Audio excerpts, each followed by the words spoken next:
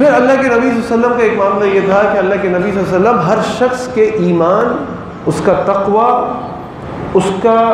جو مزاج ہے، اس کے جو بیک گراؤنڈ ہے، پس منظر ہے، اس کے مطابق اس کے ساتھ معاملہ کرتے تھے۔ یہ نہیں کہ ہر کسی کو ایک ہی لاٹھی سے ہانکا۔ ایک بدو آیا آ کے کہا کہ اللہ کے نبی صلی اللہ علیہ وسلم مجھے بس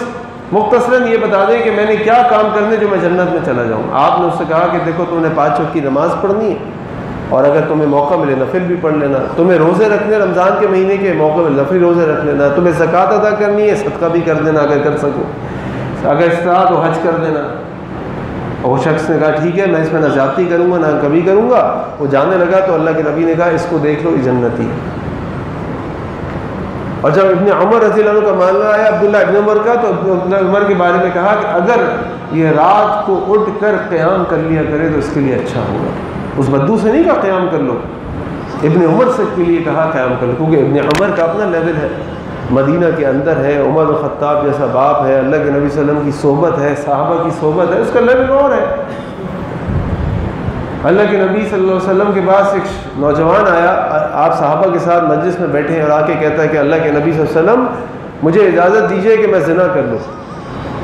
صحابہ وہاں موجود تھے، کیا کہہ رہا ہوں، خاموش خاموش، کیا کہہ رہا ہوں، مہما خاموش، اللہ کے نبی کے سامنے ایسی باتیں کر رہا ہوں مجلس کے اندر۔ اور اللہ کے نبی نے کہا میرے پاس آؤ۔ اللہ کے نبی صلی اللہ علیہ وسلم نے اس کو اپنے پاس بلایا اور اس سے کہا کہ میرے بھائی مجھے ایک بات بتاؤ بیٹا، کیا تم چاہتے ہو کہ کوئی تمہاری ماں کے ساتھ زنا کرے؟ اس نے کہا اللہ کے نبی صلی اللہ علیہ وسلم میرے ماں باپ آپ پہ قربان، میری جان آپ پہ قربان، کون شخص چاہ سکتا ہے کہ اس کی ماں کے ساتھ کوئی زنا کرے؟ اللہ کے نبی نے کہا اچھا مجھے بتاؤ کیا تم اس بات کو پسند کرتے ہو کہ تمہاری بہن کے ساتھ کوئی زنا کرے؟ اس نے کہا اللہ کے نبی صلی اللہ علیہ وسلم میری جان آپ پہ قربان، کون ایسا شخص ہو سکتا ہے جو اپنی بہن کے لیے سوچے؟ پھر اللہ کے نبی صلی اللہ علیہ وسلم نے اس سے کہا کہ اچھا مجھے بتاؤ کیا تم اپنی بیٹی کے لیے ایسا سوچ سکتے ہو؟ اس نے کہا اللہ کے نبی صلی اللہ علیہ وسلم میری جان آپ پہ قربان، ایسا کیسے ہو سکتا ہے کوئی اپنی بیٹی کے لیے اس طرح کی بات سوچے؟ اللہ کے نبی سے فرمایا ہے کہ جس ہر عورت کسی نہ کسی کی ماں، کسی کی بہن، کسی کی بیٹی ہوتی ہے۔ اور پھر آپ نے اس کے سینے پہ ہاتھ رکھا اور آپ نے اس کے لیے اللہ سے دعا کی اللہم اغفر ذنبہ وطہر قلبہ وحسن فرجہ، اے اللہ اس کے گناہوں کو بخش دیجیے، اے اللہ اس کے دل کو پاک کر دیجیے، اے اللہ اس کو اپنی شرمگاہ کی حفاظت کی توفیق دے دیجیے۔ اللہ کے نبی نے کیا کیا صلی اللہ علیہ وسلم؟ اس شخص کے اعتبار سے اللہ کے نبی صلی اللہ علیہ وسلم نے اس کی کاؤنسلنگ کی، اس کے مسئلے کو حل کیا، اس کو دور نہیں کیا، اس کو دھتکارا نہیں، اس کو ڈانٹا نہیں، اور پھر اس کو سوچنے کا موقع دیا، بیٹا اپنی ماں کے بارے میں سوچو، بیٹا اپنی بہن کے بارے میں سوچو، بیٹا اپنی بیٹی کے بارے میں سوچو۔ تو بیٹا جب کوئی عورت جس کے ساتھ زنا کیا جائے وہ بھی تو کسی کی ماں، بہن، بیٹی ہوتی ہے،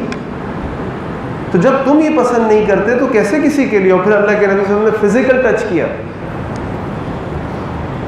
فزیکل ٹچ کیا، اس کے سینے کو ہاتھ لگایا اور اللہ سے اس کے لیے دعا کی، جس سے ہمیں ایک اور چیز پتہ چلی کہ جب بھی کسی کے ساتھ آپ کوئی گفتگو کریں، معاملہ کریں، تو جہاں دعوت کا موقع ملے ایک اچھے حکمت بھرے طریقے سے اس دعوت کو پیش کریں۔ لیکن آپ یہ دیکھیے کہ اللہ کے نبی صلی اللہ علیہ وسلم نے ساری چیزوں کو قائم کیا، پہلے تعلق بنایا، اس کو اپنے قریب کیا، سب دھتکار رہے ہیں آپ قریب کر رہے ہیں، سب ڈانٹ رہے ہیں آپ محبت سے بلا رہے ہیں، پھر اس سے سوالات کیے، بات چیت کی، اس کو سوچنے کا موقع دیا، اس کا دل کھولا، اس کے دل کے دروازے کھولے، اور پھر اللہ کے نبی صلی اللہ علیہ وسلم نے اس کو نصیحت کی اور اس کے لیے اللہ سے دعا کی۔